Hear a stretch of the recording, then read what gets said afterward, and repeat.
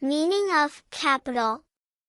Capital is a noun and sometimes an adjective. It has several meanings depending on context. 1. City, the main city where government is based, example, Delhi is the capital of India. 2. Money, wealth or funds used to start or run a business. 3. Uppercase letter, a large letter, example, A, B, C. 4. Adjective, something important or punishable, example, capital crime. 10 daily use example sentences. 1. Delhi is the capital of India. 2.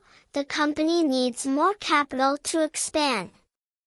3. Always start a sentence with a capital letter. 4. He invested a large amount of capital in the business. 5. Paris is the fashion capital of the world. 6. Write your name in capital letters. 7. The startup raised seed capital from investors. 8. He was found guilty of a capital offense. 9. They moved to the state capital last year.